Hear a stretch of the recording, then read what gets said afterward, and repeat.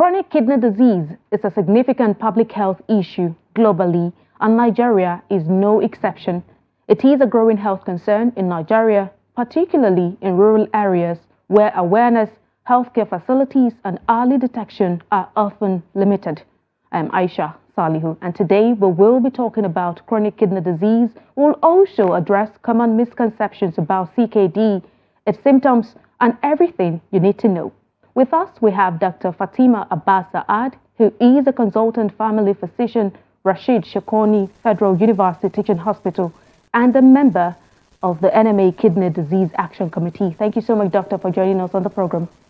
Thank you so much. I'm glad to be here. I'll circle back to you, Dr. shortly.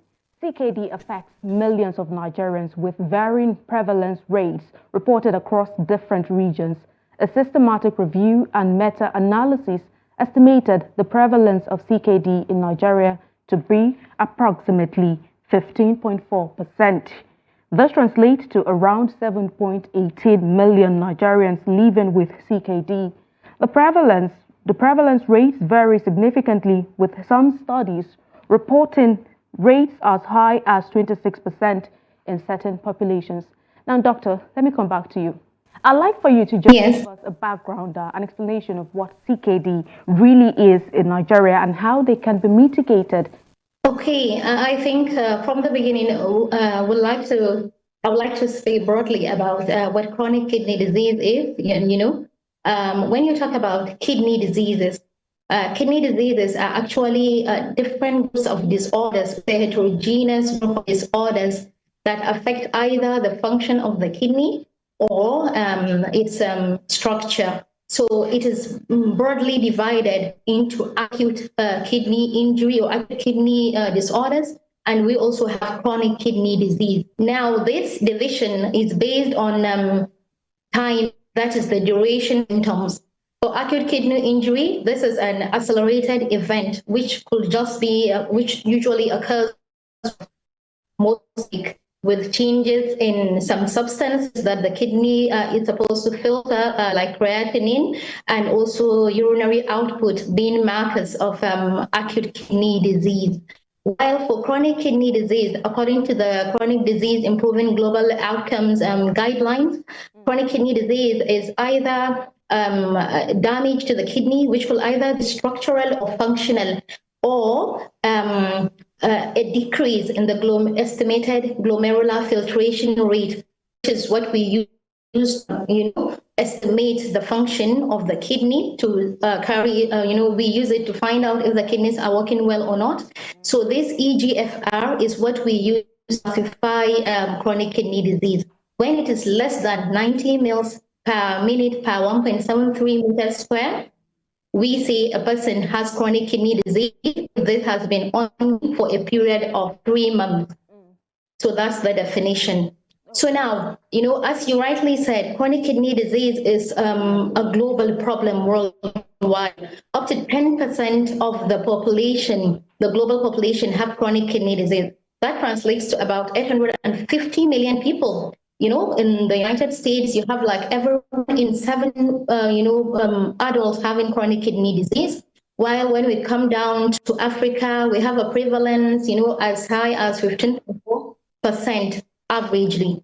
Then down to Nigeria, even in Nigeria, we have varying prevalences, which ranges from 12 to 31%. And this 31%, unfortunately, it's in areas where I come from Hadija to be specific. So you'll find out that it's a growing public health problem, but yet not so much concern has been, or rather, it has not really been prioritized as it should be. So there are different causes of this chronic kidney disease, range from varied causes. We have the most prevalent causes globally, and even in Nigeria, as we can see, we have conditions, non-communicable diseases like hypertension. We have conditions like diabetes mellitus. We have other conditions that affect the kidneys, like glomerulonephritis, which we can divide into primary. Then we have other risk factors like being obese. That is when your weight is not okay for your height. When you use the BMI. So obese people are more likely to have chronic kidney disease. Then even family history. If you have a relative who has chronic kidney disease, most probably you also are you may develop chronic kidney disease. We have other infections like HIV, like hepatitis B and C, other infections like that affects the urinary tract, like schistosomiasis. We have chronic urinary tract infections, among a host of others. Then we have other factors like smoking, which could also affect. Then a very important factor, especially in areas where I come from, use of herbal medications, especially, traditional medications, and even over-the-counter medications like analgesics, pain relief that people indiscriminately take. Over time, it affects the kidneys and then could also lead to chronic kidney disease. Then we have other things which will obstruct the urinary tract. We say obstructive uropathy. Things like enlargement in men. We have things like kidney stones or stones along the urinary tract. So all these are caused.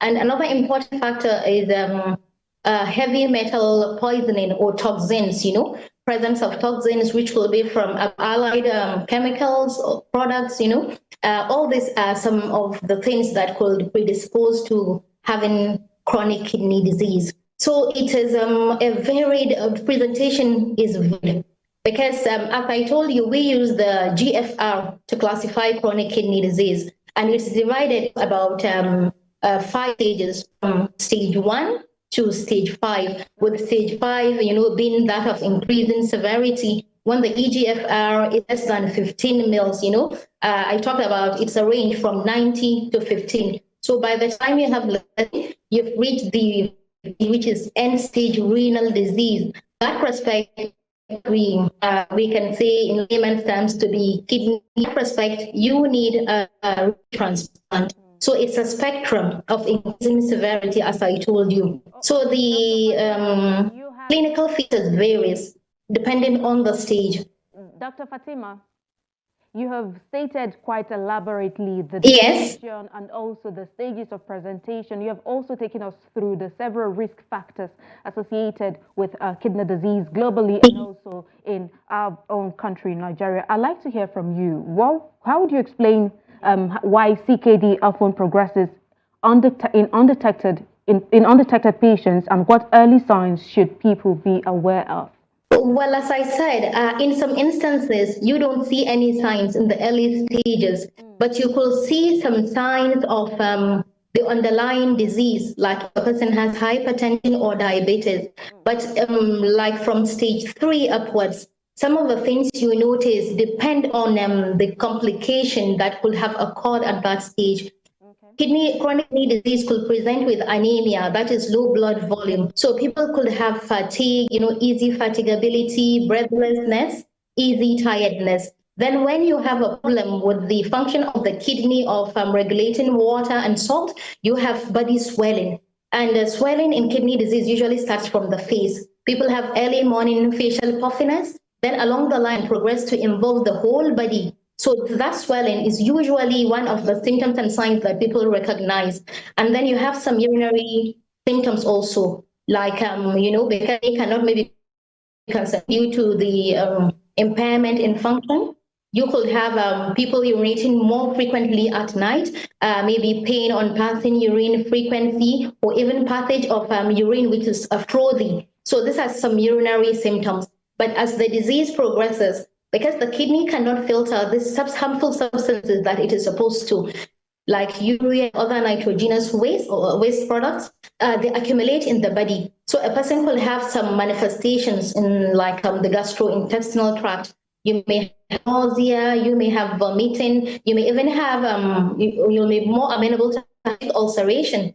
So, and also abdominal bloating, and you could have some skin changes also, like dry skin, excessive things like hiccups. And by the time it progresses, there is some slowing of mentation. A person tends to become, very low thinking, lethargic. Sometimes the person cannot even, is not fully conscious. And you could also have cramps and even seizures. coma by the time it really progresses. So it's a myriad of symptoms. But most importantly, that's why we see the most important thing is to actually screen early enough and detect it. So you screen people who have these risk factors for having kidney disease.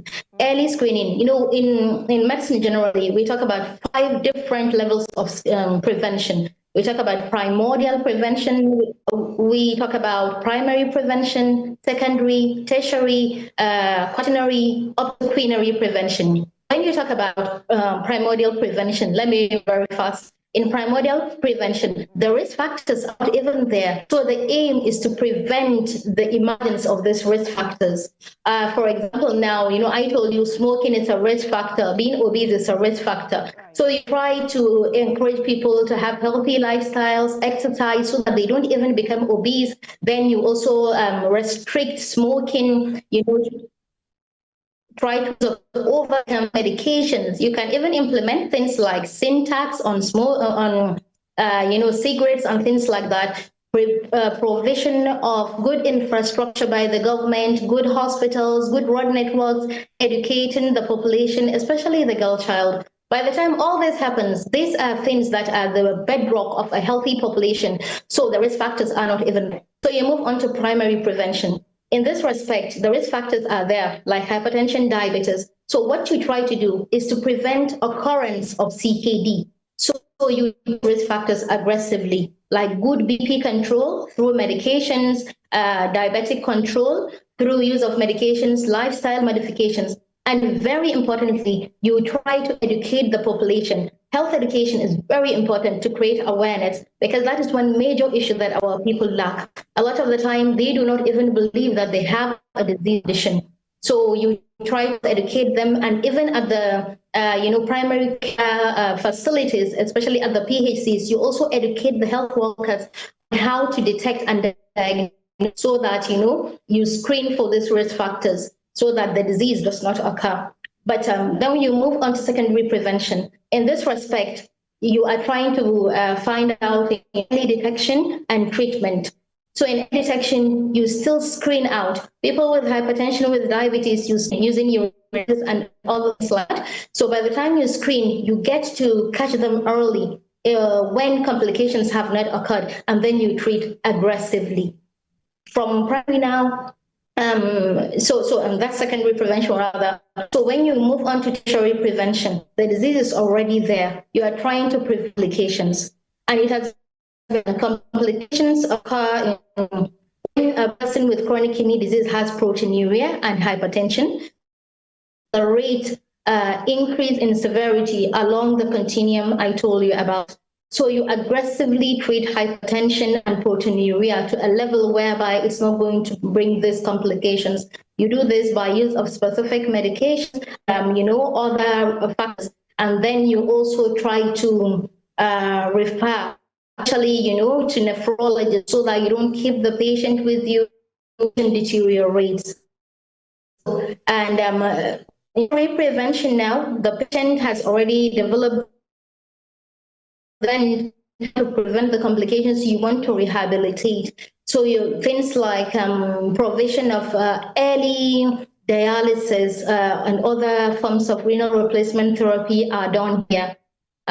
So then from there, you move on to quaternary prevention, which is to prevent over-medicalization, because sometimes the patient is exposed to so many treatment modalities, and he undergo unnecessary investigations and things that so much cost. The quaternary prevention, you try a lot of these myths about the disease. A lot of our people don't even believe it exists. They feel that it's something supernatural, which is not, which cannot be treated in a hospital. So is to debunk this.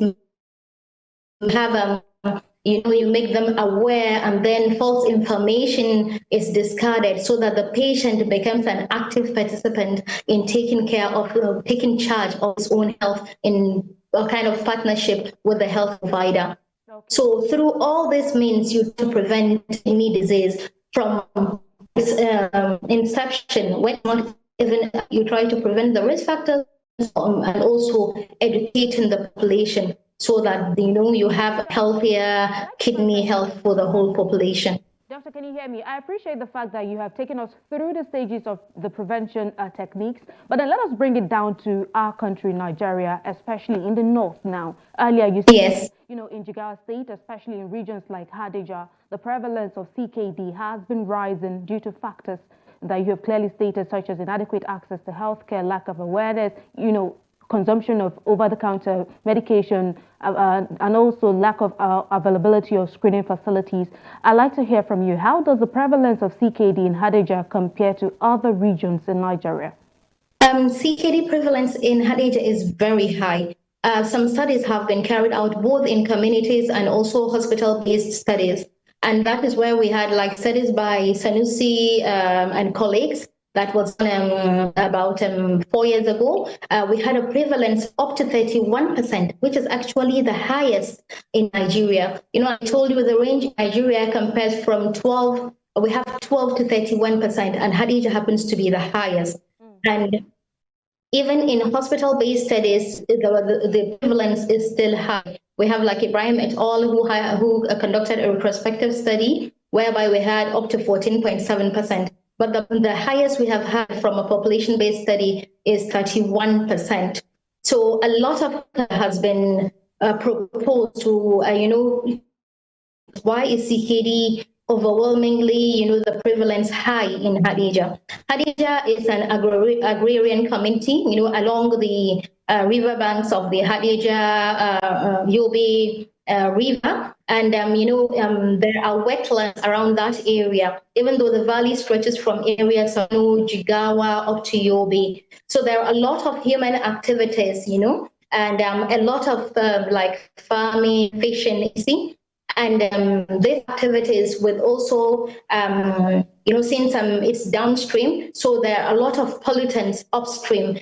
So it has been conjectured that some of this, what shall I say, some of the pollution from some of these activities may be responsible. That's presence of heavy metals. And really, studies have been carried out by Lawan et al., who carried out studies in fish. They try to find out, let them check the food that the people are eating, find the levels of these heavy metals to see whether they are normal or not, and whether they... Okay, so Dr. Fatima, you have stated why there is the much prevalence of kidney disease, especially in Hadija community in Jigawa State, that you have stated from, as it is an agrarian community with lots of pollutants leading to, the risk factors we have for people presenting with CKD. But then I'd like to hear from you. What would you say are the challenges in managing CKD patients in Hadija, and how can they be addressed? Well, yes, as I mentioned, still, even though studies showed that presence of heavy metals above the accepted WHO levels were seen in studies carried out, still hypertension and diabetes, and also use of analgesic medications and herbal concoctions were some of the factors that were also seen in studies that could be responsible for the high prevalence of CKD in Hadija. Right. So part of the problem is due to the economic costs, you find out that a lot of them progress because due to, they don't present early. So you find out that by the time they present, they must have reached a stage whereby renal replacement therapy has to be conducted. So part of the challenges include the fact that there is poor awareness and poor health-seeking behavior in the population. Then we also talk about funding. Even though, especially for dialysis, even though a dialysis center was actually the state government provided a dialysis center, and even now the government has promised that this is going to be free, but still people are having it hard to access because of the frequent dialysis. You find out that the cost is actually overwhelming. Though even philanthropists, like there's a philanthropist in the community, Ahadi Sulaiman, who also provided a dialysis center at a subsidized rate for the poor, but some of the factors of poor economic situations and conditions, and even the lack of awareness, of even the risk factors, because things like hypertension and diabetes, if they are treated early enough, progression will not even be so severe. So you find out that a lot of them come down with complications, and then with the poor funding and also the poor infrastructure in the hospitals, you find out that those are challenges that we're facing. But thankfully now we are trying to, actually interface with stakeholders all around. And I'm very happy to say that, a lot of the stakeholders that we have been talking with are really proactive. Like the Deputy Chief of Staff was the former senator who had even proposed a bill which had even passed as, second reading during his tenure as the senator. For a research center, which and also the current senator is also trying to propose a bill for FMC in Hadija, so that if we have more healthcare, tertiary healthcare centers, the people will benefit better. And also, more specialists will come, like the nephrologists and the other, because it's actually teamwork. So by the time we have that, it will also really go a long way. And a very important factor is, community engagement with the stakeholders. The Jigawa State NMA is actually trying through the committee, trying to interact with all the stakeholders, met with the governor, with the really they are forthcoming, because like now they are even proposing that from now onwards the non-communicable diseases like hypertension, diabetes, and sickle cell disease, which is also a major cause of kidney disease, are going to be treated free in Jigawa State, so that this is a means of trying to prevent CKD. So there are a lot of initiatives in the pipeline, but what we hope for is political commitment. Now, Dr. Fatima, I'd like to hear from you. What would you say are the most common misconceptions about CKD you encounter in your area of practice? Well, a lot of them think that when they have, especially urinary, funny enough, you'll find out that they're attributed to so many things. Something that it's spiritual, So there are a lot of people that, due to the body swelling and things like that, they attributed it to spirituality, and some are even saying that it's something that has to do with witchcraft, So those are some of the most bizarre things I have heard of, while others think that it's due to the effect of the heat and other things, or they may say that, when a person also has body swelling, they feel it has to do with the weather, that it will be due to sanyi, or that is the cold in Hausa, or they will say, some of those issues. So part of the problem are these misconceptions. They feel that it may not be a disease that will be treated in the hospital. So they resort to traditional medications. And funny enough, these herbs are also nephrotoxic. So it's like a vicious cycle. They go back to the traditional, medications, and then it still worsens the kidney function. So that's why I keep on emphasizing that creating awareness is very important. Like we did the Jigawa State NMA in conjunction with an NGO or Future Map organization. During the last Physicians Week we went into the community and tried to engage them. We educated them about what it is, the early signs, and the need to seek for care early enough, so that they realize that it's something when it's treated early, a person could live a better quality of life. Okay. Such great insights from Dr. Fatima Abbas Saad, who is a consultant family physician, Rashid Shekoni Federal University Teaching Hospital, and also a member, NMA Kidney Disease Action Committee in Jigawa State. Thank you so much for your insights on the program. That is the much we can take from you, Doctor. Thank you so much. I do appreciate it. Thank you for having me. You're welcome. And in conclusion, CKD is a pressing issue that requires a multifaceted approach, including policy support, awareness campaigns, and affordable treatment options. By addressing CKD's root causes and promoting preventive care, Nigeria can work towards reducing the impact of this condition across the country. And that concludes this week's episode of the program, Healthy Living on Trust TV. For comments, contributions, and suggestions, do well to follow and subscribe to all Trust TV social media handles.